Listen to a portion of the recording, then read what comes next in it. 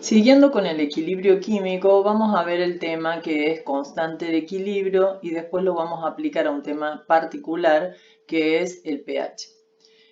Bueno, los objetivos serían comprender desde la perspectiva de la química ambiental la estructura y el funcionamiento del ambiente para su cuidado. Este es el objetivo de toda la materia. Después en esta sección tendríamos comprender el concepto de equilibrio y su relación con el medio ambiente, resolver problemas cualitativos y cuantitativos de pH, explicar y predecir posibles consecuencias en fenómenos naturales mediante el concepto de equilibrio químico. Bien, las reacciones químicas reversibles, que ya les había comentado con anterioridad, que una vez que se producen y llegan a una situación de equilibrio en la que no se observan más cambios, pero que son reversibles, es decir, que en realidad hay un equilibrio que se llama equilibrio dinámico, queriendo simbolizar esto o decir esto que supongamos que tenemos reactivos A y B que van a reaccionar para formar C y D. Va a llegar un momento en este proceso de reacción química en el que no se van a observar cambios y las cantidades de los productos se van a mantener en el tiempo, así como también las cantidades de reactivos que queden sin reaccionar. Pero que si nosotros pudiéramos mirar a nivel de partículas, veríamos que todo el tiempo partículas de A y B reaccionan para formar C y D y a su vez a la misma velocidad partículas de los productos de reacción C y D reaccionan para formar A y B. Entonces, en este equilibrio químico que se le llama, tiene una expresión matemática o se puede establecer una expresión matemática que es una constante de equilibrio que caracterizan al equilibrio químico de las distintas reacciones. Esa expresión matemática, que es la constante de equilibrio, se expresa como el cociente entre las concentraciones de los productos de la reacción multiplicados entre sí y elevados a los coeficientes estequiométricos que aparecen en la ecuación química, dividido las concentraciones de los reactivos también elevados a sus coeficientes estequiométricos en la reacción química. Por eso es importante que la reacción química esté balanceada, porque después esos coeficientes estequiométricos van a ser los exponentes en la constante de equilibrio. La constante de equilibrio en general se obtiene experimentalmente y tiene un valor fijo, es decir, por eso se llama constante, a una determinada temperatura. Bueno, acá hay una representación gráfica de esta situación que les estoy comentando en el que tenemos reactivos que se transforman en productos y tenemos una situación final en la que tenemos tanto reactivos como productos mezclados. Fíjense que tenemos dos bolitas acá blancas, dos bolitas lilas y después también tenemos bolitas que han reaccionado y han formado bolitas lilas y blancas.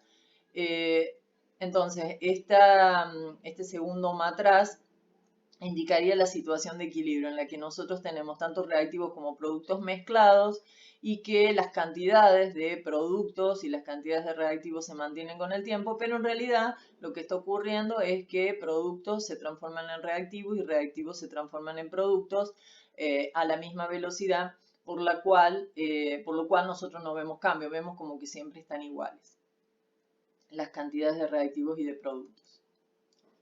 Bueno, acá para generalizar con respecto a la constante de equilibrio, acuérdense que es una expresión matemática, vamos a decir que si se modifica una de las concentraciones, todas las demás se van a modificar tratando de mantener el valor de la constante para una determinada temperatura. Después, que los corchetes significan concentración de reactivos y de productos y sirven o se encierran entre corchetes solamente los casos en los que tenemos sustancias gaseosas o soluciones y que se las expresa en moles por litro. En el caso que tengamos reactivos o productos que son sólidos o líquidos puros, no intervienen en la expresión de la constante de equilibrio. Después, bueno, eso es lo que dice acá, que no se tienen en cuenta. Fíjense, las cantidades de los sólidos o líquidos puros no influyen en el equilibrio ni en la constante de equilibrio, por eso se omiten. Después dice que los exponentes son los coeficientes estequiométricos de la ecuación balanceada, ya se los dije en la filmina anterior. Y después habla de los valores de la constante. Si la constante es mayor que 1, significa que la constante es grande, significa que el numerador es mayor que el denominador y por lo tanto podemos decir que hay más reactivos o que las concentraciones de productos son mayores a las de los reactivos y por lo tanto vamos a decir que la reacción está desplazada hacia la derecha. Piensen en la reacción química y a la derecha están los productos. Y si la constante es menor que 1, ¿qué quiere decir? Que la concentración acá o el denominador es mayor que el numerador y por lo tanto me está indicando que la reacción química está desplazada hacia la izquierda, es decir, en el sentido de los reactivos, que es lo que comenta acá el cuadro. Bueno, acá tenemos unos ejercicios que los habíamos hecho en clase y que les decía que se fijaran que, por ejemplo, acá tenemos fluorhídrico acuoso, pero acá tenemos agua pura, así que esta no va a intervenir, no hay concentración acá porque hay agua pura. Sí tenemos ion hidronio y tenemos ion fluoruro disueltos en una solución acuosa. Entonces, la idea es plantear las constantes de equilibrio de cada uno de estos casos cuya respuesta está en la filmina anterior. Acá están planteados. Bueno, acá les decía que hay un error porque como, fíjense, la ecuación 2 es óxido nítrico más oxígeno que me da dióxido de nitrógeno, es decir, que el 2 en el numerador, que es el reactivo óxido nítrico, bueno, tiene un error ahí, va sin ese 2. Y estas serían las respuestas de de cómo era que se tenían que plantear. Se omiten las que son sustancias puras y solamente se incluyen las que están en una, ¿cómo se llama?, determinada concentración. Por ejemplo, en este caso también tenemos agua pura, así que la omitimos. Fíjense que se omite. En la ecuación solamente se pone la concentración de uno de los productos. ¿Para qué sirve la constante de equilibrio? Bueno, sirve para calcular concentraciones de algún reactivo y por eso predecir situaciones. A partir de eso, predecir situaciones. Recuerden que los valores de la constante están tabulados, hay valores fijos a determinadas temperaturas para cada reacción química. Y acá teníamos un ejemplo que decía que la constante de equilibrio de la reacción siguiente a cierta temperatura resultó ser 62. Dice, cuando la concentración de hidrógeno es 0,2 molar y la concentración de yodo gaseoso es 0,25 molar, ¿cuál es la concentración de yoduro de hidrógeno? Bueno, nos da la ecuación, la tenemos que balancear. En esta ecuación el hidrógeno reacciona con el yodo para dar yoduro de hidrógeno, los tres en estado gaseoso, así que los tres van a estar incluidos en la constante de equilibrio, en la expresión de constante de equilibrio. Los coeficientes son 1, 1 y 2. Y bueno, planteamos la constante de equilibrio como el cociente entre la concentración de los productos de reacción elevados a su coeficiente estequiométrico dividido el producto de las concentraciones de los reactivos, que en este caso son 2 y están elevados a la 1. Planteamos la expresión matemática y ahora lo que tenemos que hacer es reemplazar los valores que tenemos y despejar lo que nos está preguntando. ¿Qué nos pregunta? ¿Cuál es la concentración en equilibrio de yoduro de hidrógeno? Que es este no lo sabemos, pero sí sabemos el valor de la constante y estas dos concentraciones.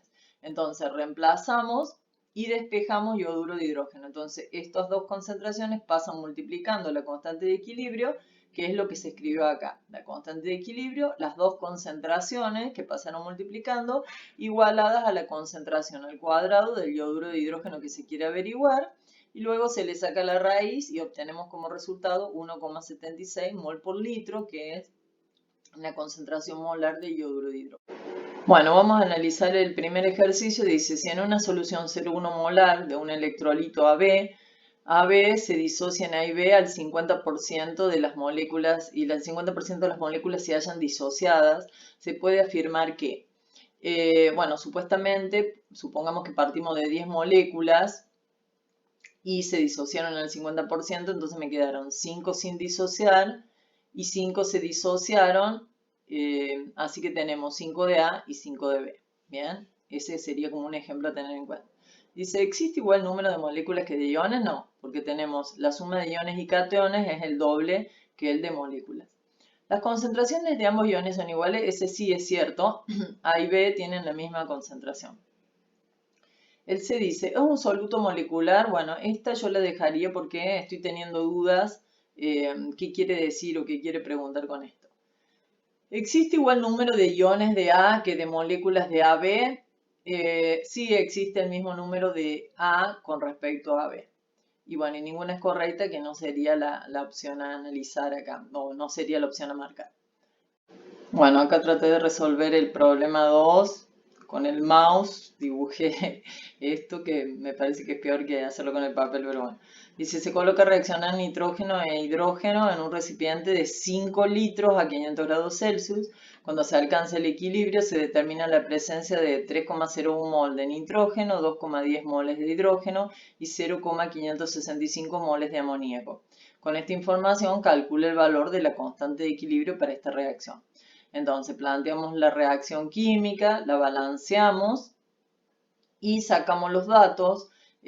Bueno, los datos me dan los números de moles, entonces a esos números de moles yo los tengo que dividir por 5 litros para que me dé la concentración en molar. Entonces acá para el hidrógeno dividí 0,1 mol de hidrógeno dividido 5 y me dio 0,42. La concentración de nitrógeno serían 3,01 moles de nitrógeno dividido 5, que es el volumen para que me den molar, y la concentración de amoníaco es 0,565 moles de amoníaco dividido 5 y me da 0,113. Luego planteo la expresión matemática de la constante de equilibrio, que es la concentración del amoníaco elevado al cuadrado, porque el coeficiente estequiométrico está al cuadrado, dividido la multiplicación de las concentraciones del hidrógeno al cuadrado y del nitrógeno a la 1. Y eso me da 0,28, que sería el valor de la constante. Bien, vamos a ver ahora, estos fueron generalidades de la constante de equilibrio para las reacciones químicas, cualquier reacción química. Ahora vamos a ver un caso particular que es la ionización del agua y la ionización de sustancias ácidas y básicas en equilibrio, digamos, cuando están disueltas en agua también. Y el otro caso de equilibrio químico es el de equilibrio de iones y poco solubles en solución, que nosotros no vamos a ver la parte matemática, la de resolución de problemas, solamente vamos a ver la teoría. Entonces, empezamos con el equilibrio ácido-base y vamos a hacer algunos recordatorios de temas que hemos visto. Entonces, yo les presenté este cuestionario en clase y que lo vamos a ir repasando. ¿Qué es un ácido de Bronsted y qué era una base de bronce? Bueno, según la teoría de Bronsted, un ácido era aquel que liberaba protones en disolución acuosa y una base era la que recibía protones en disolución acuosa.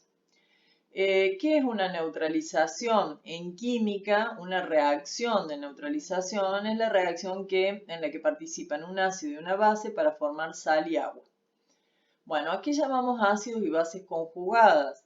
Cuando nosotros teníamos una reacción de ionización de un ácido y de una base en agua, nosotros decíamos que el ácido reaccionaba con el agua para dar una base conjugada y un ácido conjugado. Los ácidos y bases conjugadas son aquellas que se forman al ionizarse o al reaccionar un ácido con el agua. Y el ácido que reaccionó originalmente se transformó en una base que se llama base conjugada y si era una base de la que partíamos se convirtió en un ácido conjugado.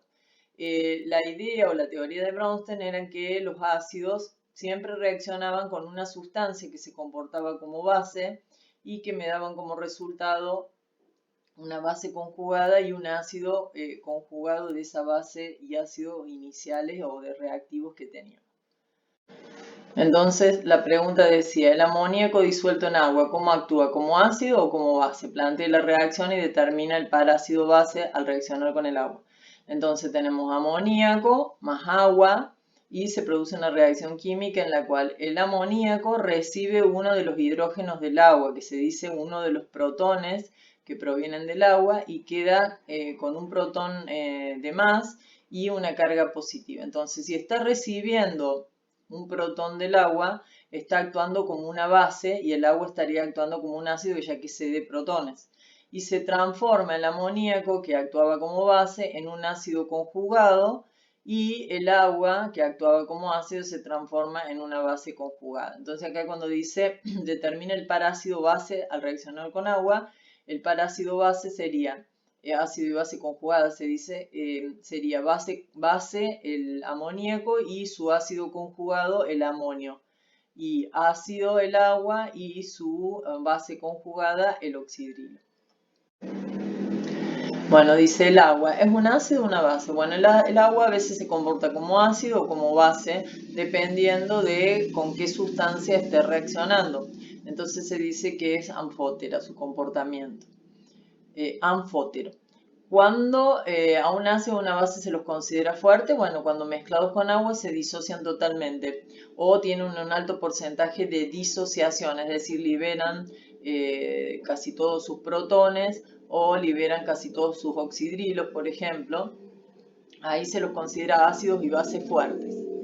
Dice, si un ácido es fuerte, ¿cómo será su base conjugada? Si un ácido fuerte se disocia totalmente, entonces no va, digamos, como base, no va a tratar de, base conjugada, no va a tratar de convertirse en ácido de nuevo, entonces la base conjugada decimos que es débil. Con respecto a cada ácido o base, indica la base o el ácido conjugado que se solicita según Bronsted. Y acá les da una serie de ejercicios que voy a hacer a continuación. Los voy a leer. Dice, el agua actúa como ácido. ¿Cuál es su base? El agua actúa como ácido, es una afirmación. El agua actúa como ácido. Entonces dice, con respecto a cada ácido o base, indica la base o el ácido conjugado que se solicita según Bronsted. Dice el punto A, el agua actúa como ácido. ¿Cuál es su base conjugada? Después el B dice, el agua también puede actuar como base. ¿Cuál es su ácido conjugado?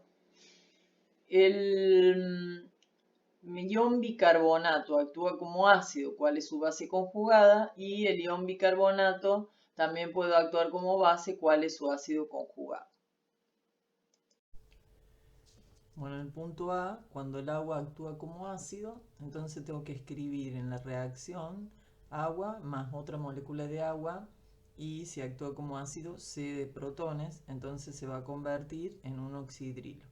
Si este es el ácido, en lo que se convierte es la base conjugada. El B dice que el agua actúa como base, entonces ¿qué quiere decir? Que recibe protón. Al recibir protón se va a convertir en un ion hidronio, que se le llama, y entonces sería el ácido, el ion hidronio es el ácido y la base es la molécula de agua.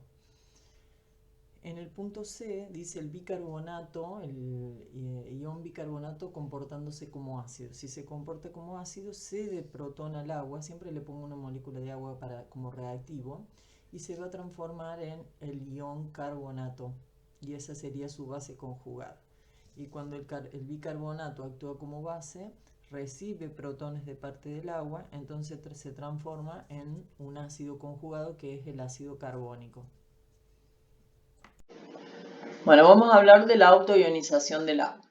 Entonces, naturalmente se ha comprobado que por cada 500 millones de moléculas de agua, un protón se transfiere se libera de la molécula de agua, es decir, que la molécula de agua se ioniza, formando un ion hidronio y un hidrógeno hidróxido.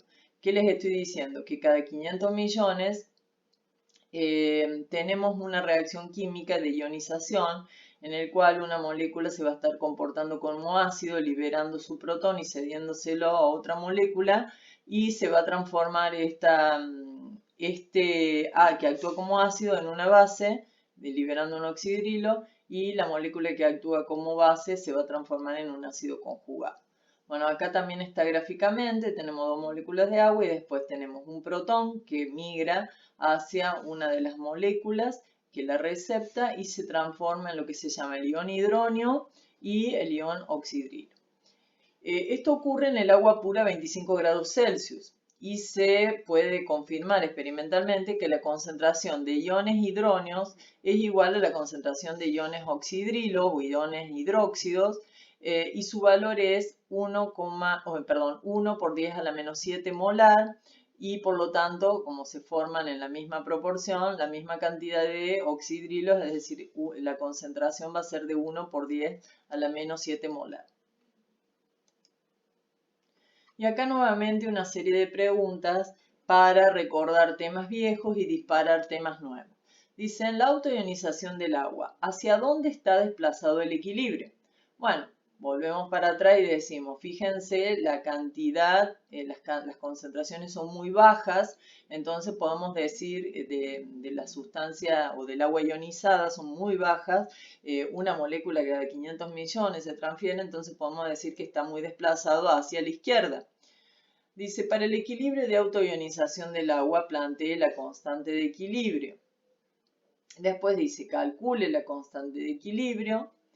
Después dice, ¿cómo influye la adición de un ácido fuerte al agua en las concentraciones de iones hidrógeno e iones hidróxido? ¿Cómo influye la adición de un ácido fuerte al agua en la constante de equilibrio? ¿Se puede conocer las concentraciones de oxidrilos al agregar un ácido?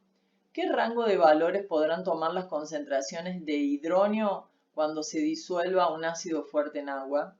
¿Qué rango de valores podrán tomar las concentraciones de hidrógeno cuando se disuelva una base en agua? Bueno, la primera pregunta decía en la autoionización del agua hacia dónde está desplazado el equilibrio.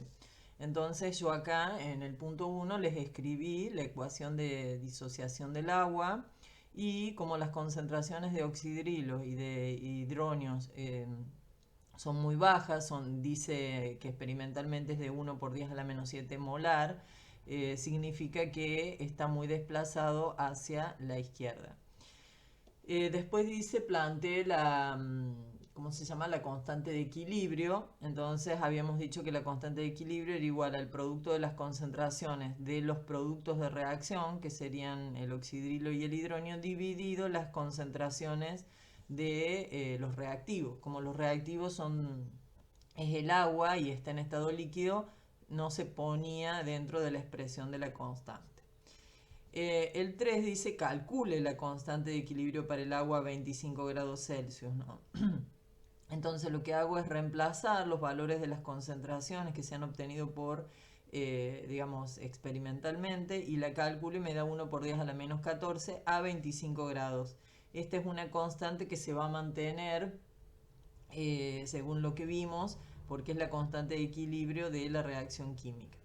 Bien, ahora dice, ¿qué pasa si yo le agrego un ácido fuerte al agua?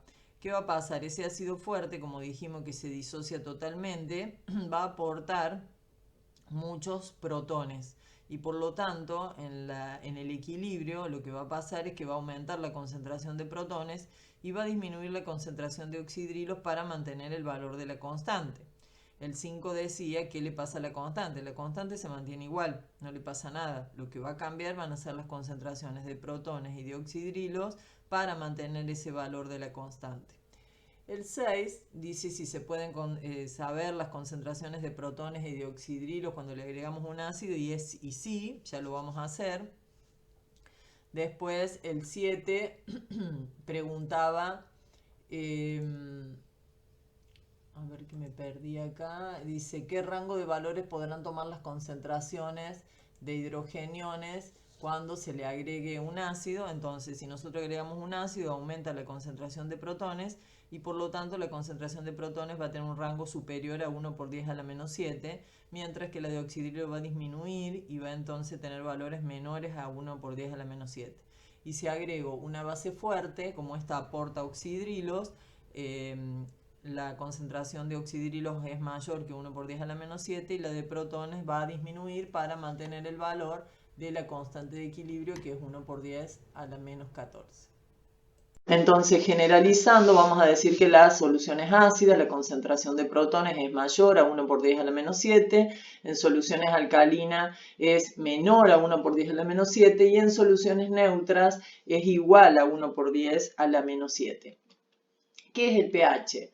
Bueno, en vez de expresar las concentraciones de protones o de iones hidrógeno en forma exponencial, Sorensen introdujo un método más conveniente, más práctico, y define lo que se llama pH de una solución como el negativo del logaritmo de la concentración de iones hidrógeno. Matemáticamente, el pH se va a calcular utilizando la fórmula de menos el logaritmo base 10 de la concentración de protones. Es decir, que el pH va a ser una forma diferente de expresar la concentración de protones. ¿Cuál es el pH del agua pura a 25 grados Celsius? Bueno, ¿qué tendríamos que hacer para calcular este pH? Aplicar la fórmula menos logaritmo de la concentración de protones en el agua pura, que era 1 por 10 a la menos 7. Entonces, ¿qué pasa cuando hago ese cálculo? Obtengo que me da 7. El pH del agua pura a 25 grados Celsius da 7. Dice, comparativamente, ¿qué pH presentarán las soluciones con ácidos o con bases? Bueno, cuando tengan ácidos disueltos presentarán valores de pH menores a 7 y cuando tienen presencia de bases van a tener valores de pH mayores a 7. ¿A qué se denomina pOH? Bueno, es la misma fórmula matemática que vimos para pH, pero se va a utilizar la concentración de oxidrilos. La 4 dice, generalizar pH para soluciones ácidas, básicas y neutras y lo mismo para pOH. Entonces, como generalizando, como hicimos con las concentraciones de protones, vamos a decir que el pH cuando tenemos una solución ácida va a ser menor que 7, cuando tenga una solución básica va a ser mayor que 7 y cuando sea neutra va a ser igual a 7. En el caso del pOH, cuando la solución sea ácida, va a ser menor que 7, cuando sea alcalina va a ser mayor que 7 y cuando sea neutra nuevamente va a ser 7. Bueno, dice ejemplo de cálculo. ¿Cuál es el pH de una solución cuya concentración de protones es de 4,5 por 10 a la menos 3 molar? Perdón. Entonces, ¿qué tenemos que hacer para calcular el pH? Aplicar la fórmula pH igual a menos el logaritmo base 10 de este número. Bien, resolviéndolo me queda pH igual al menos logaritmo base 10 de 4,5 por 10 a la menos 3. En la calculadora pongo el menos que aparece encerrado entre paréntesis, en la tecla encerrado entre paréntesis, logaritmo base 10, que se escribe log en la calculadora, y tenemos que marcar el número 4,5 y en vez de poner por todo esto apretamos la tecla exp y ponemos de nuevo menos con el menos que está encerrado entre paréntesis elevado a la 3. Ese resultado me da 2,35. Ahora, ¿es correcto que me haya dado 2,35? Bueno, como pueden ver acá, la concentración de protones es 4,5 por 10 a la menos 3. Es una concentración más alta que 1 por 10 a la menos 7, que es cuando la concentración de protones estamos en una solución neutra. Quiere decir que estamos en una solución que es ácida, porque la concentración de protones es mayor que 1 por 10 a la menos 7.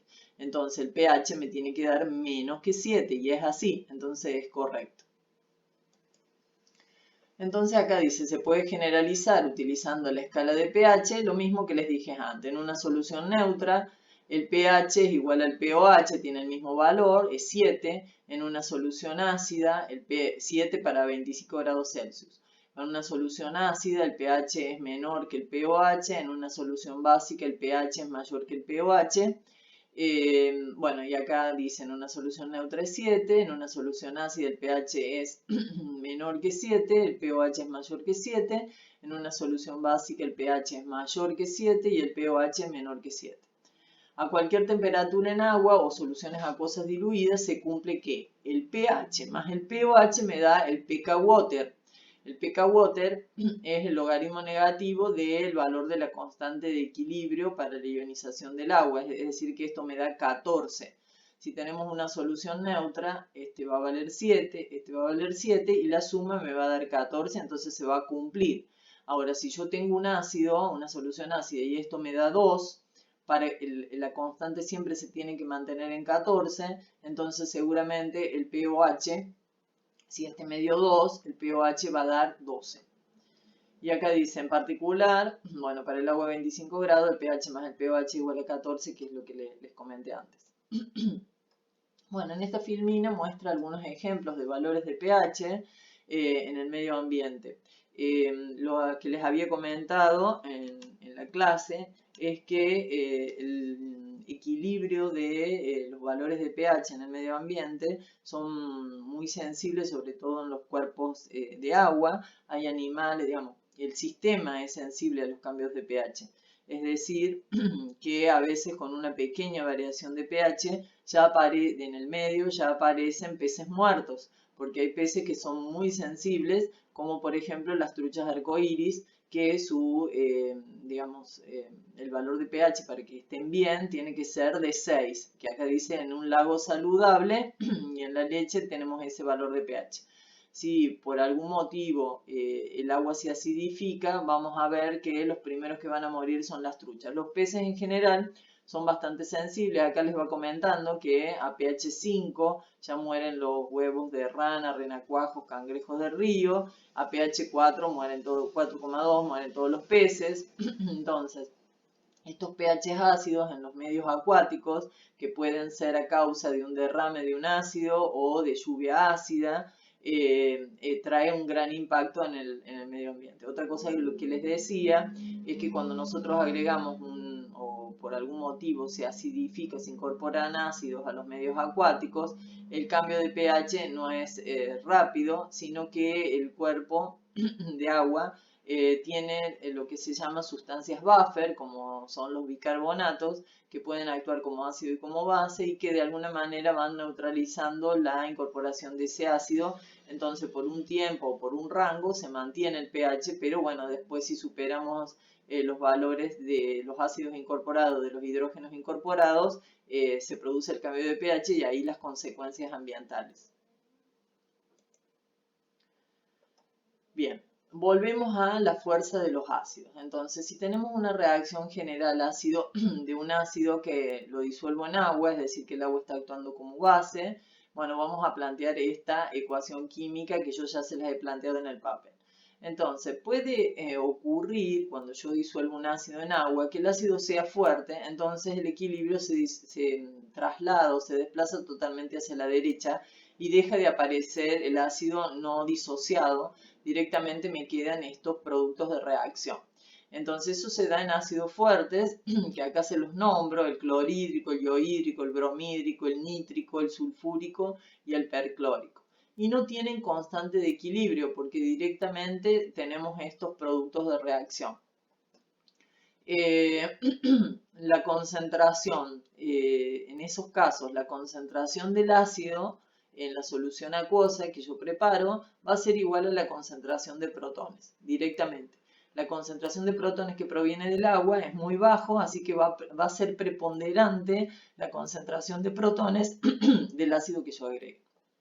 Cuando el ácido es débil y la ionización se da en forma parcial, nosotros podemos plantear una constante de equilibrio para esos ácidos débiles, que es la que se muestra. Fíjense que sería para esta reacción cuando no está desplazada totalmente hacia la derecha, y se trata de un ácido débil que tiene constante de equilibrio y que la concentración de protones no es equivalente a la concentración del ácido que yo agrego, va a ser una proporción menor. Si bien va a aportar ácido, va a ser de una proporción menor. Estos ácidos en general son ácidos débiles, que pueden ser ácidos de frutas, ácidos por ejemplo el ácido acético, que es el vinagre, que es el componente del vinagre, y nosotros matemáticamente no vamos a trabajar con estos ácidos. Sí tienen que saber esta teoría, digamos que hay una incorporación de protones al medio, pero que no es igual a la concentración del ácido que yo incorporé, es menor. No lo vamos a hacer porque es un poquito más complicado y no es el sentido de la materia. ¿Sí? Lo que necesito es que sepan de dónde proviene la denominación de pH, porque después es un parámetro de calidad que se utiliza para analizar si algo se contaminó, un medio se contaminó o no. Bueno, acá esta filmina es una tabla que trae distintos tipos de ácidos débiles, ejemplos de ácidos débiles y sus constantes de equilibrio. Pero ya les dije que es informativo, no es lo que se va a tomar, no se van a tomar cálculos de este tipo. Sí se van a tomar cálculos como el que se muestra. Entonces dice, el cálculo de pH en soluciones de ácidos fuertes, dice el título. Dice, ejemplo 1, calcular el pH de una solución de clorhídrico 0,1 molar. Entonces, ¿cuál es el razonamiento en este tipo de problema? Como tengo un ácido fuerte, se va a disociar totalmente y entonces la concentración de protones es igual a la concentración del ácido que me está dando el problema. Y por lo tanto, el pH lo voy a poder calcular sacándole el logaritmo negativo a esta concentración y me va a dar 1. También hay bases débiles, como vimos en los ácidos, y cuando tenemos una base débil también se puede plantear una constante de equilibrio de disociación, porque no hay una disociación total, sino que hay una reacción que es reversible, pero nosotros no vamos a trabajar con estos casos y vamos a trabajar con bases fuertes. En el caso, entonces, que tengamos una base fuerte, vamos a decir que la concentración de oxidrilos es igual a la concentración de la base.